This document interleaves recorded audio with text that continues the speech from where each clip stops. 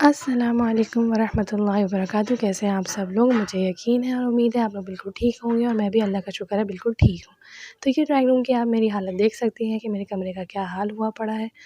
कुछ दिनों से मैं बहुत ज़्यादा मसरूफ़ थी, कुछ आना-जाना लगा हुआ था और कुछ मसरूफ़ियात थी जिसकी वजह से सफ़ाई पे बिल्कुल भी ध्यान नहीं गया और फिर जब एकदम देखा तो ये कमरे का हाल हो चुका था। तो मैंने सोचा कि आज मैं कुछ फ़ारिग हूँ तो मैं अपने कमरे की सफ़ाई भी कर लूँ और साथ में आप लोगों के साथ एक व्लॉग भी शेयर कर लूँ अपना सफ़ाई का। तो ये सारे कपड़े सबसे पहले मैंने अपने तय करना शुरू कर दिए हैं ताकि हम सफ़ाई स्टार्ट करें यहाँ से। मेरे अम्मी-अब्बू के, भाई के, बहनों के सबके ही कपड़े यहाँ पे सब मौजूद थे क्योंकि जब आना-जाना होता है तो सारी चीज़ें इधर से उधर हो जाती हैं। जब भी कोई चीज़ कहीं आपको मसरूफ़ियत हो तो फिर आपकी सब जो चीज़ होती है वो जगह पर नहीं होती, सब इधर-उधर होती हैं। तो आहिस्ता-आहिस्ता करके मैंने ये सारे कपड़े तय कर लिए सबके। और मैं बहुत ज़्यादा बोर भी हो रही थी और मुझे समझ भी नहीं आता कि क्या करूँ? तो मैंने सोचा चलो मैं इस कमरे की सफ़ाई ही कर लेती हूँ।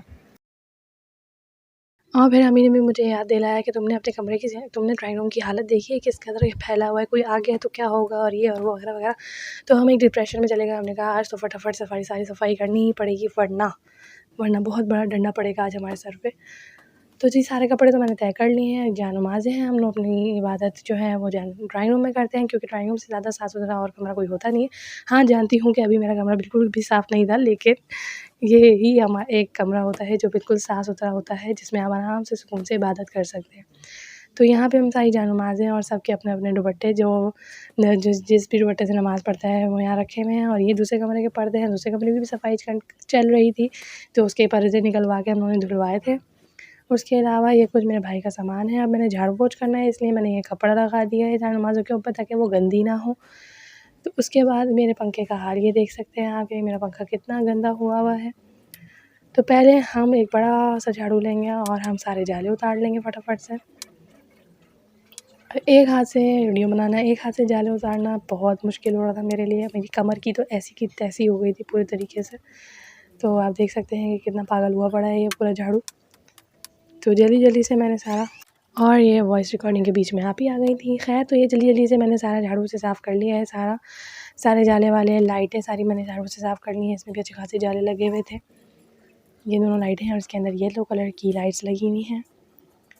उसके बाद ये पंखा साफ़ किया है मैंने और इस वक़्त जो मेरी हालत ख़राब हुई वो मैं नहीं बता सकती क्योंकि मुझे बिल्कुल ज़मीन पे खड़े होके टेढ़ा खड़ा होना पड़ रहा था। वीडियो भी रिकॉर्ड करनी थी और साफ़ भी करना था। तो ये मैं ही जानती हूँ कि मेरे पे क्या गुज़री।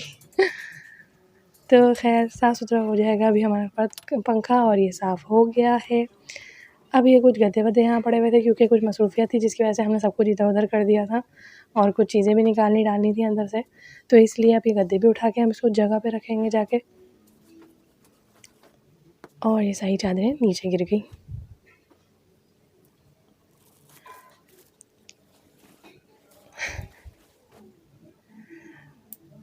टा देखिए मेरे वीडियोज़ के बीच में हम मैजिक भी करेंगे। अच्छा जी, अब ये सारा कमरा तो हमने समेट लिया है। अब हम झाड़-पोंछ करेंगे। तो ये सारे कुशन्स मैंने एक जगह पे जमा कर लिए हैं, कहीं के कहीं घुसे हुए थे सारे के सारे। और उसके बाद अब हम इसको झाड़ना शुरू कर देंगे। और ये ढा ढा ढा ढा ढा ढा ढा ढा। उम्मीद करती हूँ आपको मेरा व्लॉग पसंद आएगा। अगर पसंद आए तो इसे लाइक, शेयर और कमेंट कर दीजिएगा और मुझे सब्सक्राइब कर दीजिएगा और अगर पसंद ना आए तो तब भी कर दीजिएगा।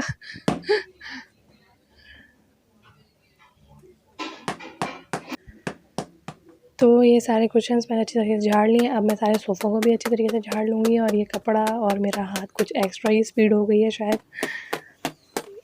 लेकिन ख़ैर मैं जल्दी-जल्दी से सारे सोफ़ों को झाड़ लूँगी।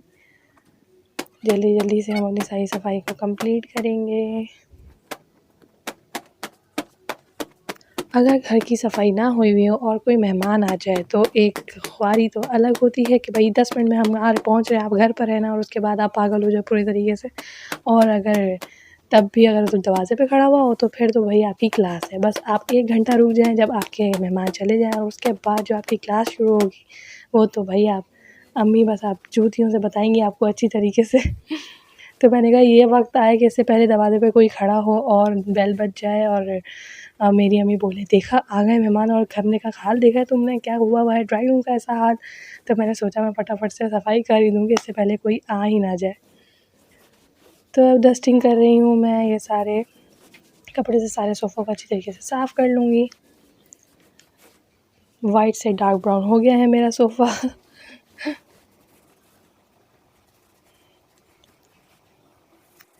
तो यूँ डस्टिंग कुछ कंप्लीट हो गई है। उसके बाद ये सारे सोफ़े अच्छी तरीके से साफ़ हो चुके हैं, कुशन्स भी साफ़ हो चुके हैं। अब मैं सारे कुशन्स को सेट कर दूँगी, जिस तरीके से ये सेट हमने ख़रीदा था उस तरीके से मैं इसको ज़रा सेट कर दूँगी।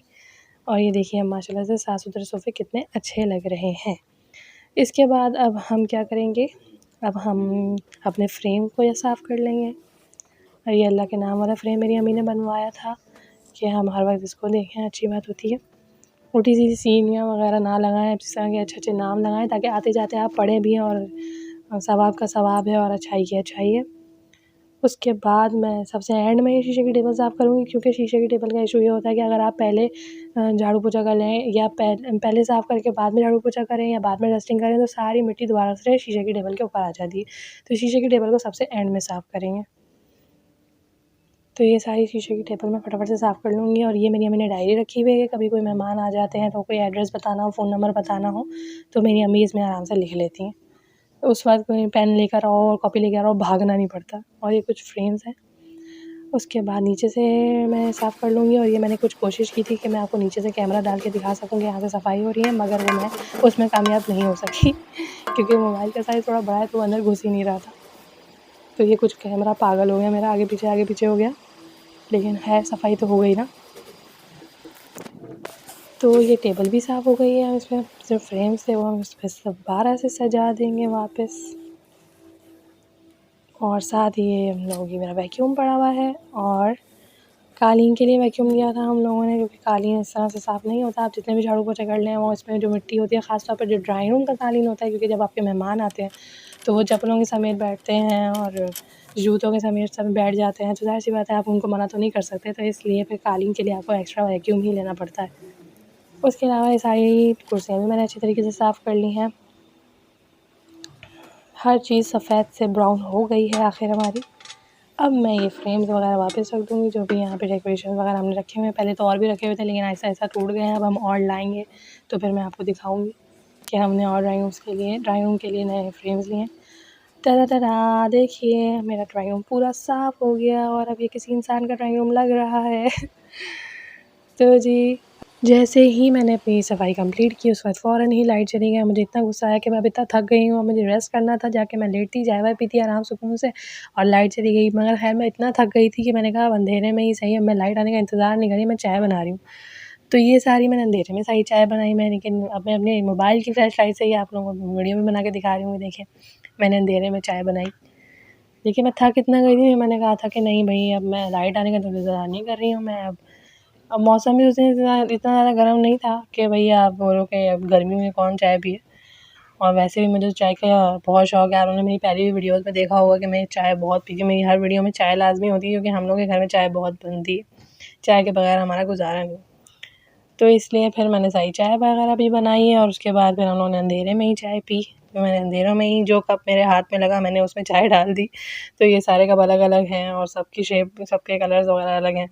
तो ये अम्मी का था, ये अब्बू का है और ये मेरी बड़ी बहन का है आपी का, और ये वाइट वाला कप मेरा है।